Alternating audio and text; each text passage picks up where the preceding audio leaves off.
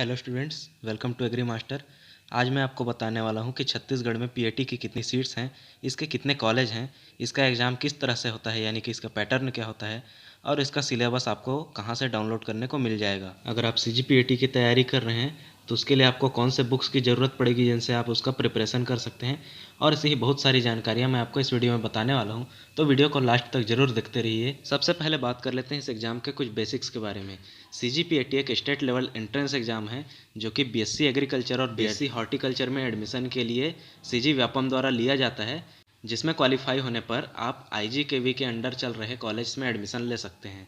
आईजीकेवी के under total 21 college ऐसे हैं जिसमें 1259 सीट बीएससी एग्रीकल्चर के लिए रिजर्व हैं, और ऐसे कॉलेज 6 हैं जिनमें बीएससी हॉर्टिकल्चर के लिए 272 सीट्स अवेलेबल हैं बीएससी हॉर्टिकल्चर में एडमिशन लेने के लिए। इस तरह एग्रीकल्चर और हॉर्टिकल्चर दोनों को मिला करके आईजीकेवी के अंडर की 27 कॉलेज हैं जिसमें 1531 सीट्स हैं दोनों कोर्सेज को मिलाकर। सीजीपीएटी का एग्ज़ाम फॉर्म पिछले सालों में जनरली अप्रैल से मई में आ जाता था और इसका एग्ज़ाम जून और जुलाई में कंप्लीट हो जाता था। बाकी इसका एडमिशन प्रोसेस अगस्त तक चलता था, जिसके बाद से अगस्त के बाद इसकी क्लासेस स्टार्ट हो जाती थी। सीजीपीएटी का एप्लीकेशन सबमिशन 3 स्टेप में कंप्लीट होता है।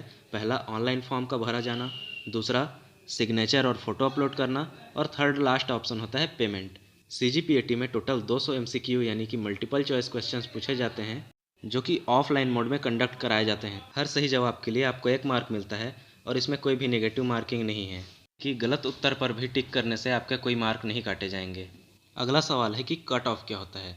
जैसे कि मैंने पहले भी बताया हुआ है कि आईजीकेवी के अंडर 1531 सीटें हैं बीएससी एग्रीकल्चर और बीएससी हॉर्टिकल्चर दोनों के लिए, जबकि हर साल व्यापम को इसके लिए 50,000 से भी ज़्यादा आवेदन आते हैं।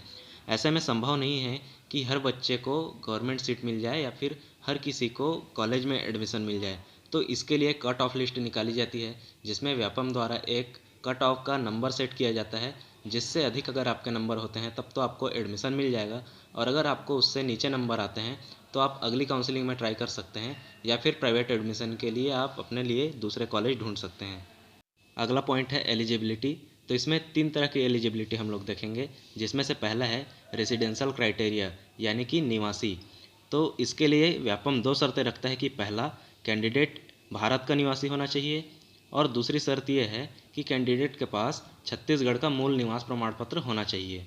दूसरा क्राइटेरिया आता है एज लिमिट का, जिसमें कैटेगरी वाइज इसमें एज लिमिट बांधी जाती है।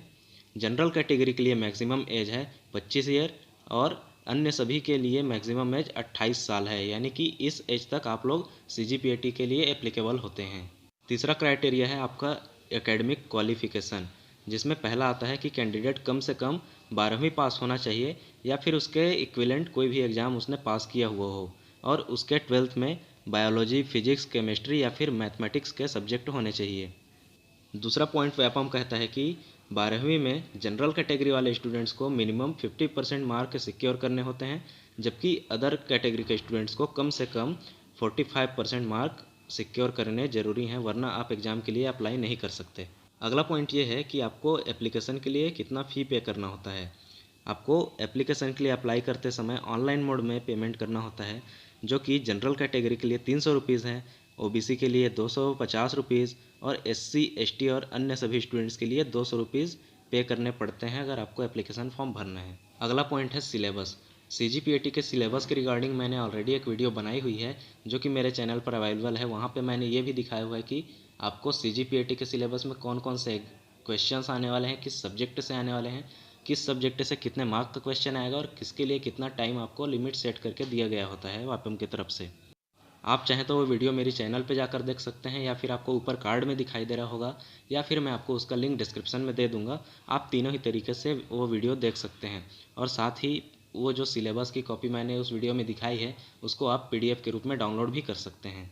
नेक्स्ट पॉइंट है कि आपको बुक्स कौन सी पढ़नी चाहिए सीजीपीएटी के प्रिपरेशन के लिए।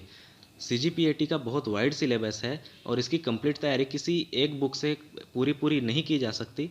फिर भी कुछ प्रीवियस स्टूडेंट्स जिन्होंने क्वालिफाई किया हुआ है और कुछ एक्सपीरियंस्ड टीचर के आंसर्स के अनुसार अरिहंत पब्लिकेशन की बुक काफ़ी अच्छी होती है, और उससे कम समय में सीजीपीएटी की पूरी तैयारी करने के लिए बेहतर माना जाता है। आप चाहें तो ये पुस्तक अमेजॉन या फ्लिपकार्ट से ऑनलाइन भी मंगा सकते हैं या फिर लोकल मार्केट में भी ले सकते हैं। ऑनलाइन मंगाने के लिए डिस्क्रिप्शन में दी हुई लिंक से आप चाहें तो ऑर्डर कर सकते हैं। एग्ज़ाम कंप्लीट हो जाने के बाद आपको काउंसलिंग का प्रोसेस कंप्लीट करना होता है, जिसके थ्रू आपको कॉलेज अलॉट किया जाता है, जिसमें भी कई चरण होते हैं, जैसे कि डॉक्यूमेंट वेरिफिकेशन, उसके बाद आपका कॉलेज अलॉटमेंट और ऐसे ही बहुत सारी प्रोसेस होती है जिसकी जानकारी मैं आपको रेगुलर देता रहूँगा।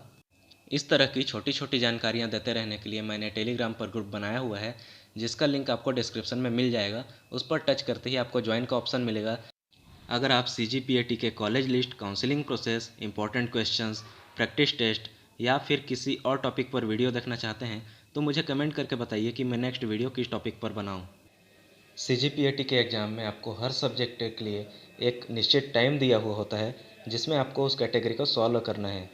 अगर आप CGPAT एग्ज़ाम के लिए इस टाइमिंग की प्रैक्टिस करना चाहते हैं तो मैं इस पर वीडियो बनाने वाला हूं, जिसके लिए आप मुझे कमेंट करके बताइए कि क्या मुझे ऐसी वीडियोस लाना चाहिए जिसमें आप लोग लाइव प्रैक्टिस कर सकते हैं।